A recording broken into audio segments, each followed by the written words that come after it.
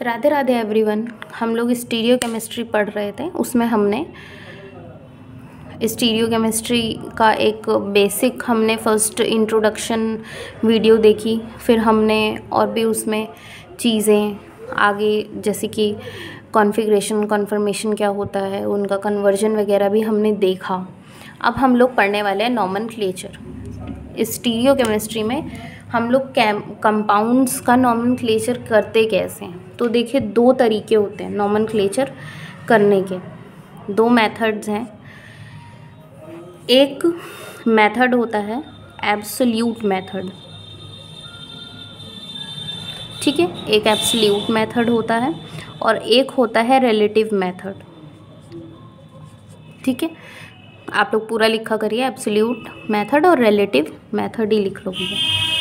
बहुत सारे बच्चे पता लगे सिर्फ नोट्स ही बना रहे हैं, सुन कुछ नहीं रहे, क्योंकि ऐसा भी मैंने देखा है, बहुत लोगों को देखा है मैंने कि वो अपना बस वीडियो का वॉल्यूम वगैरह सब ज़ीरो करके बस नोट्स कॉपी करते हैं या स्क्रीनशॉट लेके रख लेते हैं।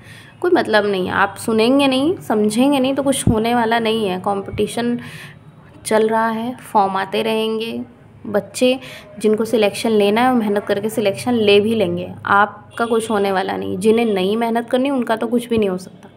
तो आप लोग मेहनत करिए, मैं तो सबको यही एडवाइस करूँगी, बाकी डिपेंड ऑन यू। तो एब्सोल्यूट नॉमेनक्लेचर क्या होता है, आर और एस। रिलेटिव मेथड में हम क्या करते हैं, डी और एल, है ना। देखो समझो, आर एस तो मुझे लगता है लगभग सबने सुना ही होगा। जब आप लोग बायोमोलिक्यूल बायोकेमिस्ट्री बेसिकली जब आप पढ़ते हैं तो उसमें डी और एल का काफ़ी, जैसे D sucrose, L sucrose, galactose, ऐसे करके मतलब नॉमेनक्लेचर आता है। तो बेसिकली बायोकेमिस्ट्री में बहुत यूज़ किया जाता है इस रिलेटिव मेथड का, और जनरली तो हम आर एस से अपना काम चला लेते हैं। तो अब हम पढ़ने वाले हैं दोनों के बारे में। तो सबसे पहले अब हम पढ़ेंगे एब्सोल्यूट नॉमेनक्लेचर। तो हेडिंग डालिएगा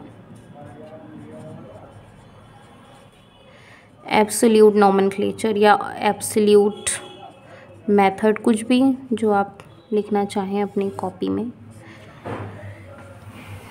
तो चलिए सबसे पहले तो इसका फुल फॉर्म ही जान लो।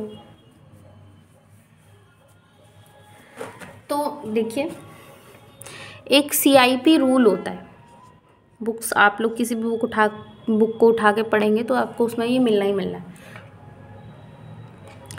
अकॉर्डिंग टू CIP रूल, है ना, R और S दो इन्होंने फॉर्म बताए हैं। एक R फॉर्म होती है मॉलिक्यूल की, एक S फॉर्म होती है CIP रूल के अकॉर्डिंग। R क्या है, रेक्टस, फुल फॉर्म तो याद ही रखो कम से कम भैया। और इसका क्या होता है, सिनिस्टर, रेक्टस और सिनिस्टर। अगर स्पेलिंग मिस्टेक होगी तो उसको आप लोग अपना चेक वेक करते रहिएगा भाई। तो रेक्टस और सिनिस्टर। अब CIP की फुल फॉर्म क्या होती है समझिएगा आप लोग। देखो कुछ है नहीं है एक्चुअली, CIP जो है वो कुछ इसमें बहुत वो नहीं है, मतलब कुछ अलग से टर्म नहीं है। ये साइंटिस्ट के नाम है जिन्होंने इन्वेंट किया था।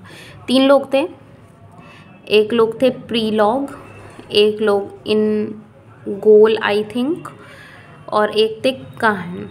थोड़ा इंग्लिश नाम है, मे बी स्पेलिंग इधर उधर हो सकती है मेरी, तो अगर कुछ गलत भी होगा तो आप लोग गूगल पे चेक कर लीजिएगा और कमेंट सेक्शन में मुझे बता भी दीजिएगा, कुछ तो सीखें। तो CIP रूल, CIP का कुछ अलग मतलब नहीं है। ये 3 साइंटिस्ट थे, ये तीनों, इन तीनों ने मिलके ये रूल दिया था R और S नॉमेनक्लेचर का। इसी को हम बोलते हैं एब्सोल्यूट मेथड। अब ये मेथड में करते क्या हैं, पता कैसे चलता है कि RS क्या है क्या नहीं, ये वो चलो देखते हैं। एक सिंपल सा हम मॉलिक्यूल ले लेते हैं, ठीक है। एक कार्बन है, इसके मैंने 4 बॉन्ड बना दिए। क्या है भैया? फिशर प्रोजेक्शन, है ना। अब एटलीस्ट इतना तो याद ही रखो इतना पढ़ने के बाद। तो फिशर, सपोज मैंने यहाँ पे हाइड्रोजन लिया है, इधर लेने का रीज़न है अभी बताती हूँ आगे। और देखो क्या है ये, CIP रूल है। रूल का मतलब क्या, कुछ रूल्स होंगे, मतलब 10, 12, 15, 20, 25 कुछ तो रूल होंगे ना इनके, तो वही रूल ही हैं बेसिकली, वही आपको याद कर लेना, उसी के अकॉर्डिंग आपका RS निकल जाएगा। समझ रहे हो? चलो यहाँ पे मैंने हाइड्रोजन ले लिया और यहाँ पे मैं मिथाइल ले लेती हूँ। Let's say I took chlorine है एंड ब्रोमीन है, ठीक है। तो सबसे पहली बात जो है इस नॉमेनक्लेचर में, सो द फर्स्ट रूल ये बोलता है कि हमें कंपाउंड की नंबरिंग करनी है, ठीक है। कार्बन के 4 ग्रुप होते हैं, चारों ग्रुप की हमें नंबरिंग करनी है। नंबरिंग जैसे मतलब समझ रहे हो, 1 2 3 4 नंबरिंग। क्या भाई, 4 ग्रुप हैं, 4 ही नंबर दिए जाएंगे, 1 2 3 4 बस। तो हमें यही नंबर देना है इनको। तो वो नंबर अब दिया कैसे जाएगा, यहाँ से आपका रूल स्टार्ट होता है, ठीक है। तो सबसे पहला रूल आप लोग अपनी कॉपी में लिखेंगे कि atomic number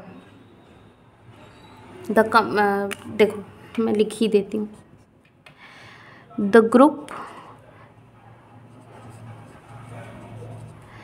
that has highest atomic number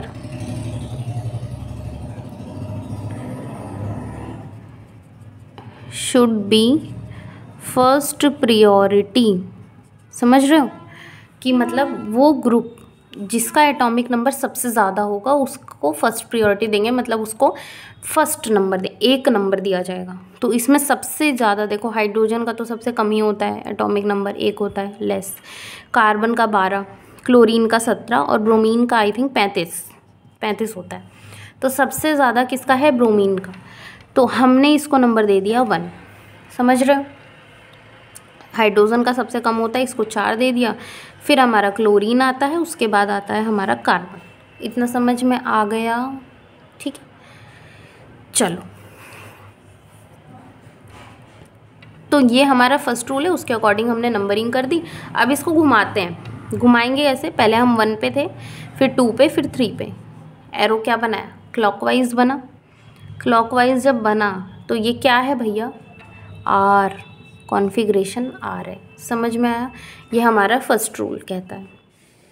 उसके बाद मैंने एक कंपाउंड ले लिया। मैंने सपोज़ यहाँ हाइड्रोजन, यहाँ पे और यहाँ पे ब्रोमीन ही रहने दिया, ठीक है। अब नंबरिंग करें 1 2। अब क्या समस्या है भैया? ये भी क्या है सोचो। ये जो है हाइड्रोजन, इसका भी एटॉमिक नंबर 1 होता है कि नहीं? और D का भी 1 ही होता है ना। अब आता है आपका नेक्स्ट रूल। नेक्स्ट रूल क्या बोलता है? व्हेन एटॉमिक नंबर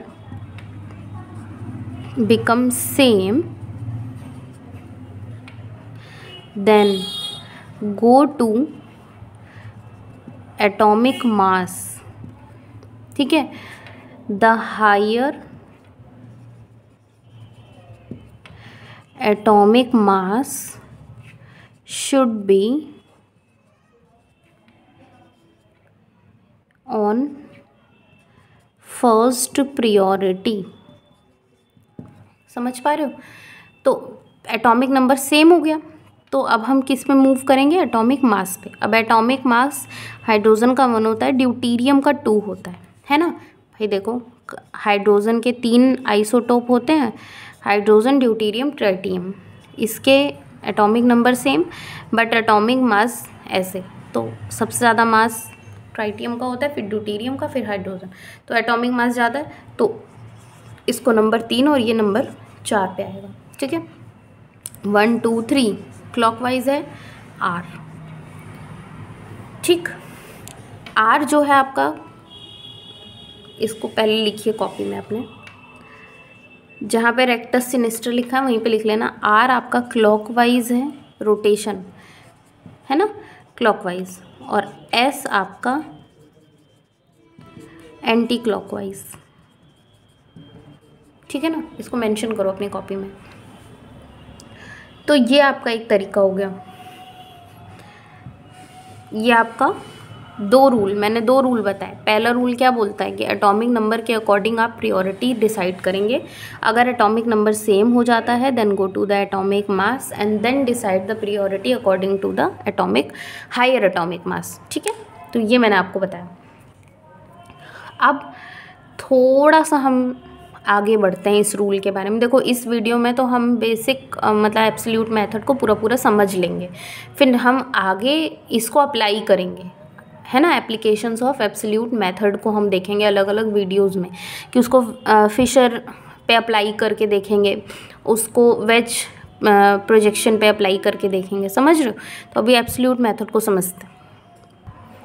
अब थर्ड रूल पे आते हैं। यही मतलब मेन यही रूल है।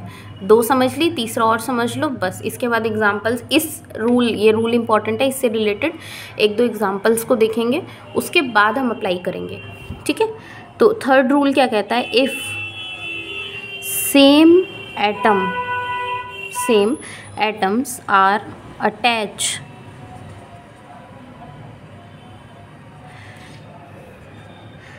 टू द सेंट्रल एटम,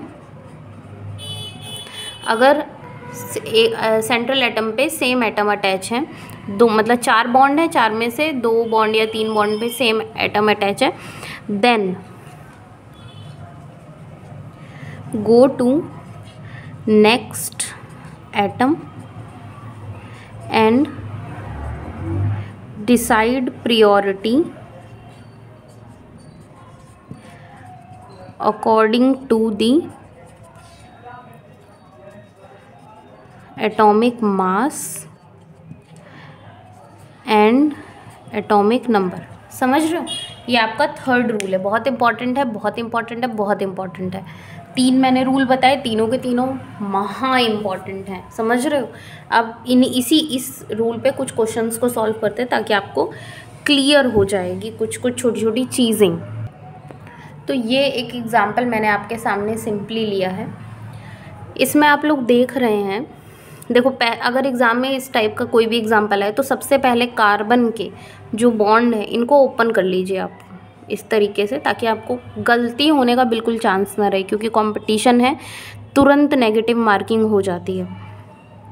इस पे तीनों पे हाइड्रोजन लगा हुआ था, यहाँ ऑक्सीजन है। अब देखो ये ऑक्सीजन है और ये हाइड्रोजन, तो कार्बन के 2 बॉन्ड ऑक्सीजन से जुड़े हैं, इन दोनों को अलग करो फिलहाल 1 मिनट के लिए।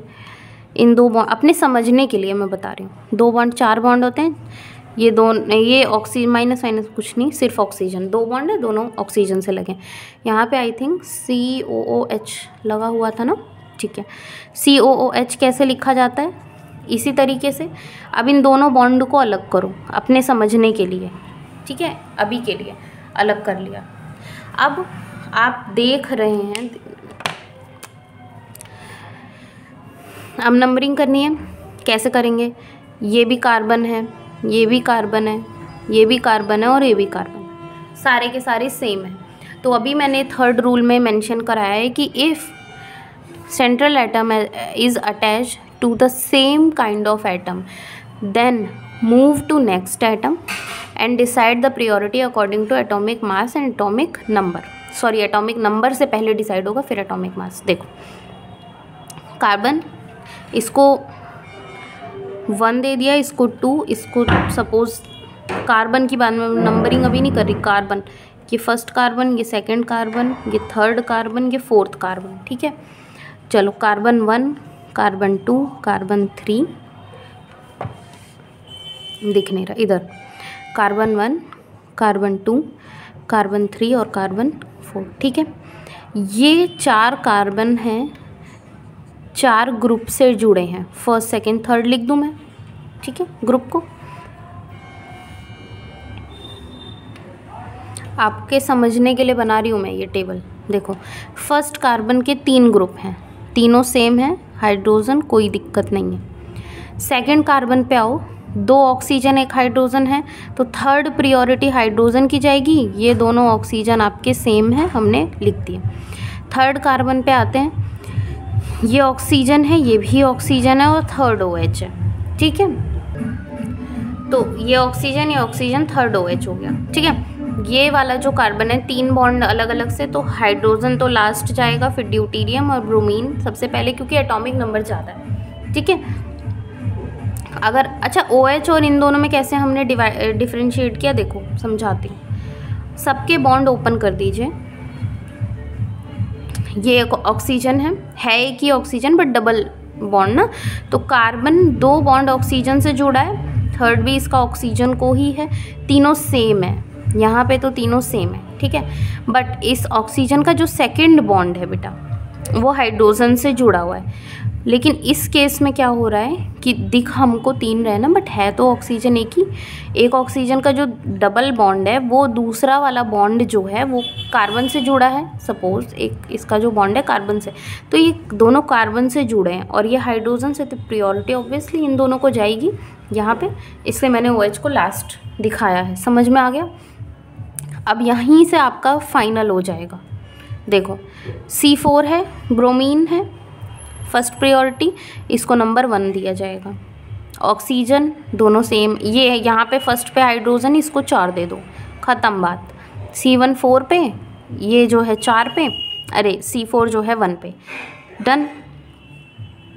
अब उसके बाद ये दोनों ऑक्सीजन है, नेक्स्ट भी ऑक्सीजन है, नेक्स्ट भी ऑक्सीजन है, कोई फ़ायदा नहीं। थर्ड पे चलते हैं, थर्ड वाले पे OH है, तो इसको नंबर जाएगा 2 और इसको नंबर जाएगा 3।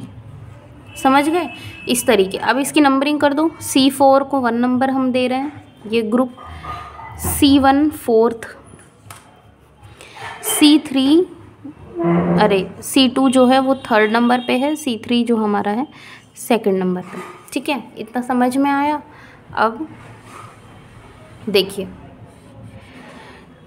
1 2 3, 1 2 3 कैसा जा रहा है ये?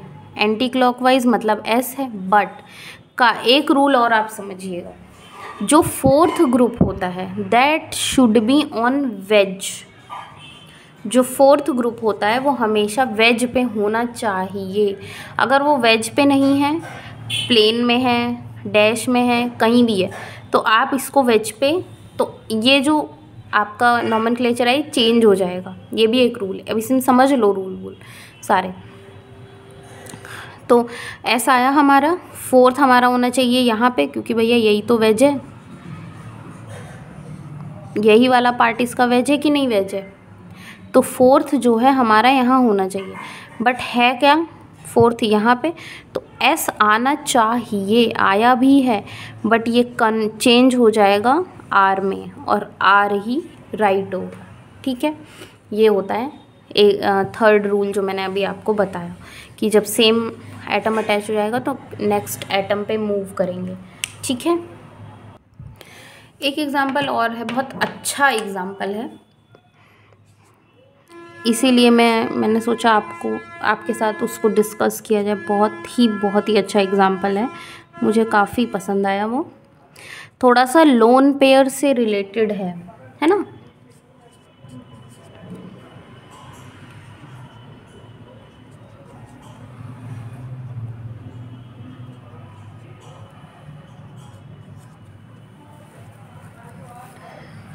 समझना मेरी बात को समझना। देखो यहाँ पे दोनों सेम हैं, यहाँ पे दोनों सेम। नाइट्रोजन का एटॉमिक नंबर ज़्यादा होता है, तो 1 और 2 इन्हीं में होगा, और इनमें ये दोनों जाएंगे 3 और 4 में, ठीक है। तो 3 और 4 में सीधा सीधा हमें दिखाई दे रहा है, मैंने अभी बताया, इस बॉन्ड को ओपन कर देंगे तो 2 bond oxygen, even 3 bond oxygen से लगे हुए हैं, थर्ड भी ऑक्सीजन, 3 के 3 बॉन्ड ऑक्सीजन से। बट यहाँ पे जो ऑक्सीजन है भाई, ये दोनों तो सेम हो गए, इनका कोई मतलब ही नहीं होता, भूल जाओ। थर्ड बॉन्ड से हम डिसाइड करेंगे नंबर। इसका थर्ड बॉन्ड हाइड्रोजन से लगा है और इसका नेगेटिव चार्ज है, कोई बॉन्ड नहीं लगा। तो मेंशन आप लोग करिए अपनी कॉपी में स्टार बना के कि लोन पेयर हो या नेगेटिव चार्ज हो या पॉजिटिव चार्ज हो, इन सब से ज़्यादा प्रायोरिटी होती है एटम की।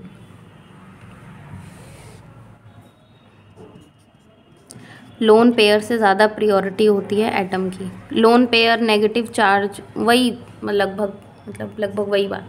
लोन पेयर नेगेटिव चार्ज हो उसकी प्रायोरिटी एटम से कम होती है।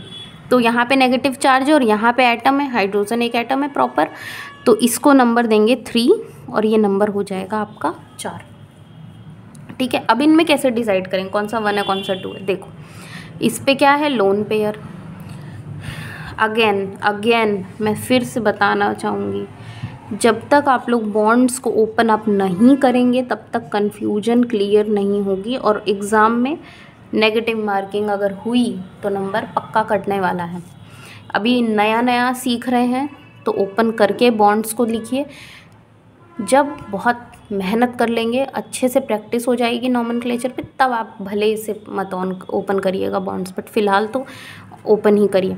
तो नाइट्रोजन 2 हाइड्रोजन से लगा है और 1 कार्बन से। यहाँ पे देखो ये इस तरीके से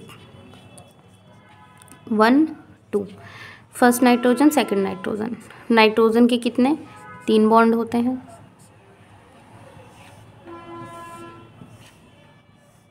ठीक है,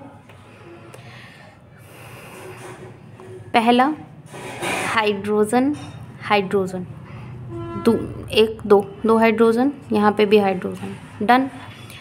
अब यहाँ पे क्या है, 3rd नंबर पे लोन पेयर है और यहाँ पे क्या है, हाइड्रोजन है। इस पर पॉजिटिव चार्ज है, वो लोन पेयर इसने अपना कोऑर्डिनेट बॉन्ड बनाया हाइड्रोजन के साथ, ठीक है, बट अभी के लिए इस पर एक एटम है ना। तो यहाँ पे तो जाहिर सी बात है,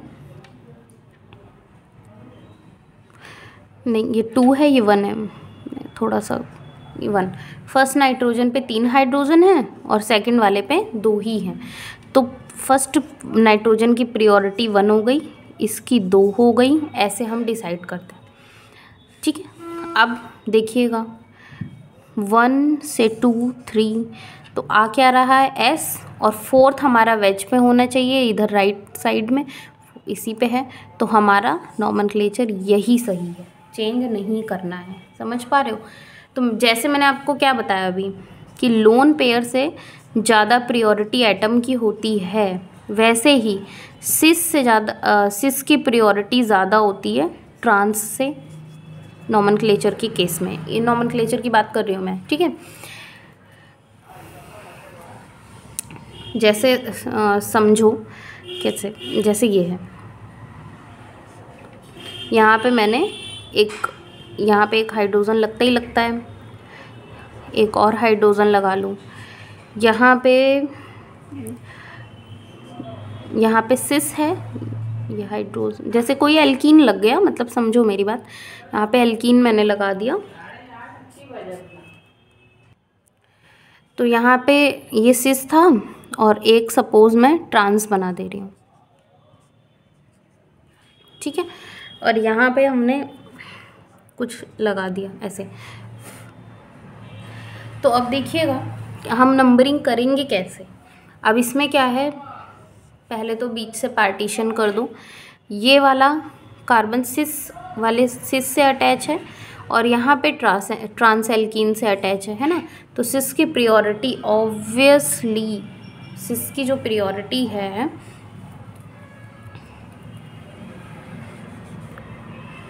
पार्टीशन नहीं हुआ यहाँ पे, मैंने थोड़ा गलत बोल दिया, ये कार्बन ही है आपका। यहाँ पे मिथाइल ग्रुप लगा लो और यहाँ पे कुछ भी लगा लो, जैसे हाइड्रोजन ही लगा लो, चलो।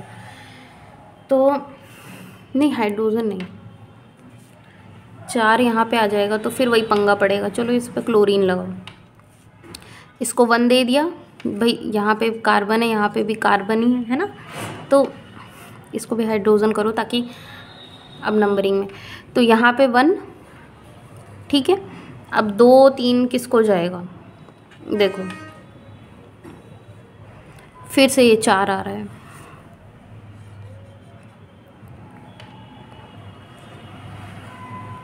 4 यहाँ आना ही नहीं है, 4 हमें यहाँ चाहिए ताकि हम चेंज ना करें RS को, है ना। तो ये 1 हो गया। और यहाँ पे आपका ऑक्सीजन और क्लोरीन में किसका एटॉमिक नंबर ज़्यादा होता है? क्लोरीन का 1 और ऑक्सीजन को चला गया 2। अब 3 और 4 किसको देंगे? ये सिस है, देखो CH2 यहाँ पे लगा, यहाँ पे भी CH2 सेम है। आगे बढ़े, एल्कीन सेम है, सिस है, ये ट्रांस है। सिस की प्रायोरिटी मैंने बताया अभी कि 2 मिनट पहले की ज़्यादा होती है। तो 1 2 3 और 4, हमें 4 यहीं चाहिए था, इसीलिए मैं थोड़ा सा ग्रुप इधर उधर कर रही थी। तो ये 4 है। अब इसको घुमाते, 1 2 3 एस आ गया आपका नॉमेनक्लेचर। तो ये हमारा एब्सोल्यूट मेथड था नॉमेनक्लेचर का, ठीक है। अब हम इसको अप्लाई करना सीखेंगे नेक्स्ट वीडियो में। Thank you so much.